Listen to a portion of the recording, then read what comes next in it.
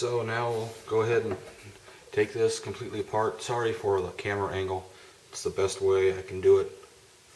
So if I don't flip the picture around in editing, you'll just have to look at it standing upside down. Now, before I get started, I will say that this will be pretty much the same exact thing if you're going to build or take apart a 2K2 Intimidator. The only difference will be the wiring and the internals, but the same principles of that. This is a Naughty Dog Timmy. It's very nice.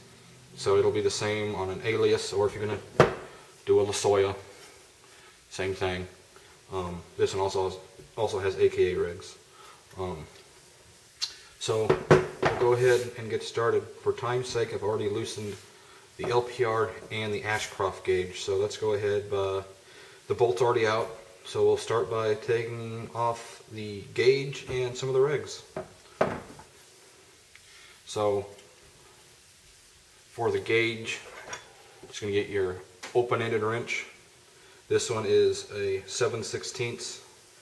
You can go under it on the, let's see if you can see this. Good angle on it. There is a nut shape here for you to take off the gauge. There we go. So now we'll just find a good way to hold it and take off the gauge. Just twist it off. Depending on how easy or hard will depend on if the person before you or you used Loctite or Teflon tape, how much of each they put on. So we'll set the gauge aside. We don't want to lose any parts. Now the gauge reads the LPR, not the high pressure regulator. So whatever that's reading is coming from your LPR. So if you're adjusting your HPR and the gauge is moving, then your LPR is being bypassed, and we'll get into that in actually a separate video. So go ahead and take off the LPR, set that aside. Go ahead and take off the macro line from the gun, set that aside. Now we can take off the 2 liter.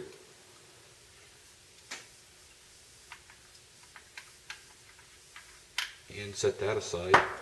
Now oftentimes for a stock torpedo rig, you will need to take off the trigger guard. We will get to that in just a minute. Let's go ahead and take off the gear drive ASA. Get the proper size Allen key and twist these off. Now I like the gear drive not because it's small and light, and easy to turn on and off, but because of the way it mounts to the grip frame. It's very nice. Just set the screws aside. You do not want to lose the screws. Flip the gun around and get to the other set. And once you've loosened the other side, these actually come off quite a bit easier than at first. Take that screw, set it aside. Now, you'll notice that when the gear drive comes off, set that aside, there's 2 small screws. Now those are what screw into the grip frame. So again, we'll get the correct size Allen key and take those off.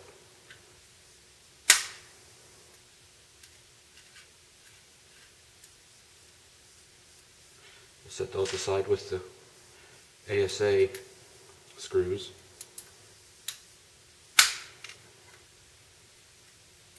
Now you don't have to do this in this particular order.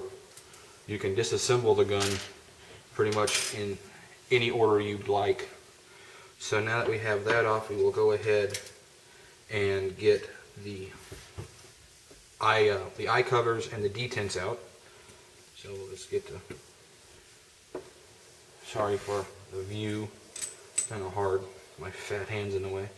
We'll set this screw over here, take the eye cover. Now there's actually no eyes or poppet in this gun at the moment, so we'll kind of have to skip that part. Now these are Killa detents. As you can see, there's 2 parts to them. It's magnetic. They last forever, unlike stock detents, but they're also, I think, $45 or $50 for a new pair, so they're quite expensive. So put that over there. Flip the gun around and work on this side.